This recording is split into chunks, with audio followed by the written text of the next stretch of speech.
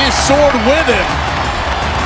He has named it, that's right, Angela, after his late mother. Strong emotions going into the ring tonight.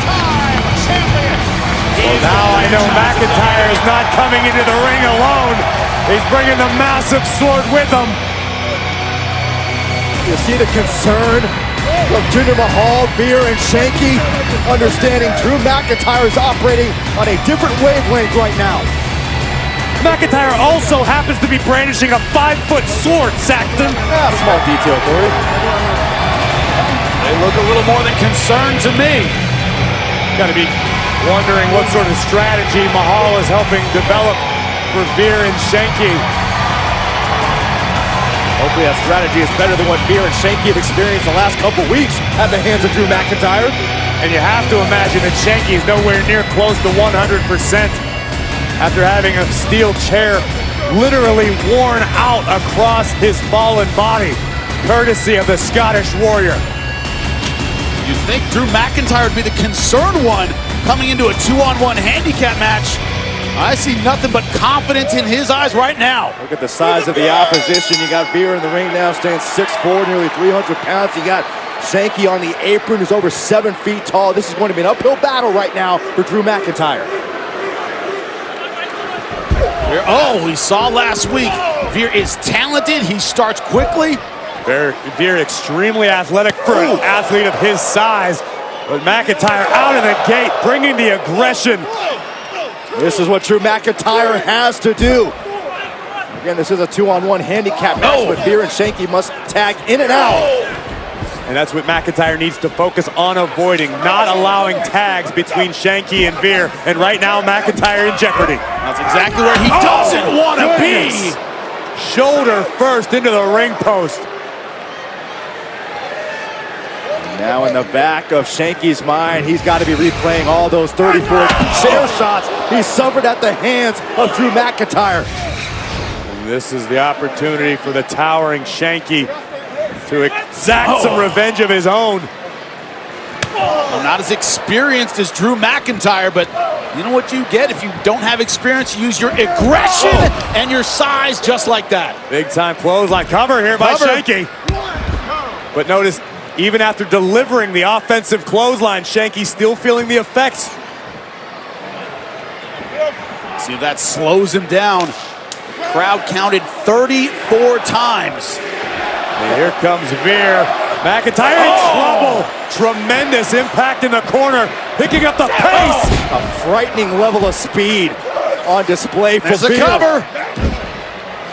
Out goes Drew McIntyre quickly. Think about how much Jinder Mahal is hoping right now that Veer and Shanky can derail the warpath that Drew McIntyre has been on.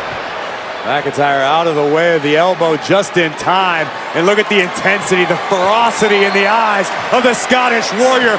McIntyre feeding off of the WWE Universe here in Chicago. This is what it's been about for Drew McIntyre against Jinder Mahal, Veer, and Shanky. Not about winning, not about losing. It's about hurting your opponents. That's what this has been all about from the beginning. Yeah, but winning certainly makes it sweeter, Jimmy. Down goes Veer. It's also about moving the protective blockade of Veer and Shanky so Jinder, so Drew McIntyre can get his hands on Jinder Mahal.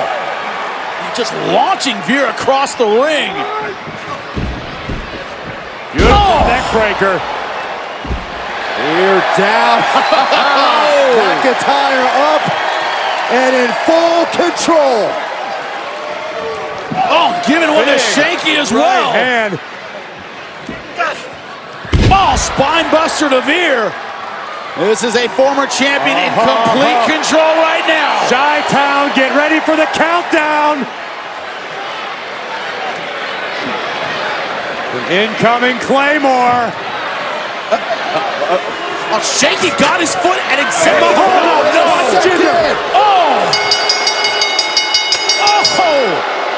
And now it's the modern-day Maharaja with the steel chair. I was looking to get some payback on the back of Drew McIntyre. Jinder Mahal could see the writing on the wall. He knew McIntyre was about to put this thing away, and now a desperate backup plan. Well, listen, McIntyre had to expect something like this. The numbers game just too much for any one man. Now you've got three opponents and 3 steel chairs. This does not look good. McIntyre's got to turn to the better part of valor and get out of here.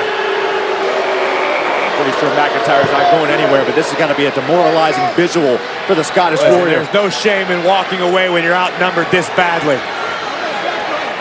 McIntyre.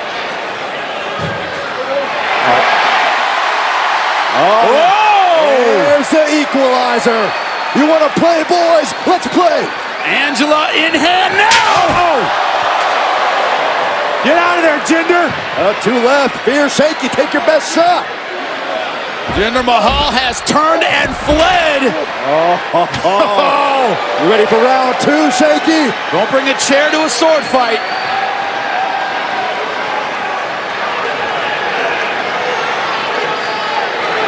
Shanky's got to be having second thoughts.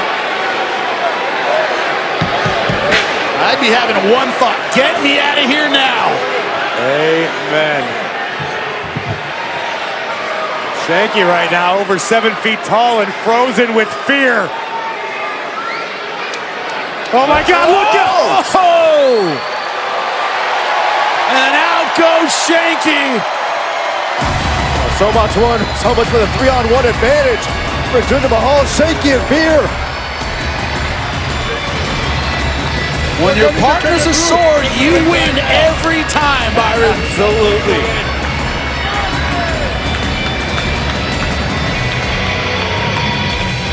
Time to regroup, Jinder. Time to figure out how you're going to fend off Drew McIntyre.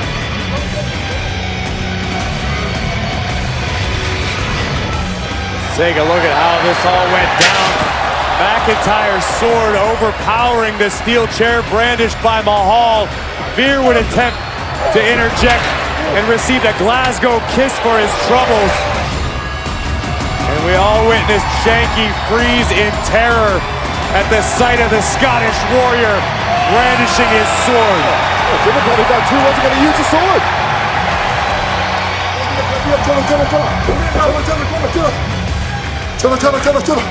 Excuse me, Jinder. What just happened out there? We gotta go.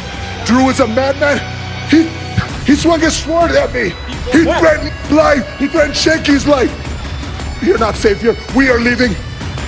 Drew, karma will come around. Chilla.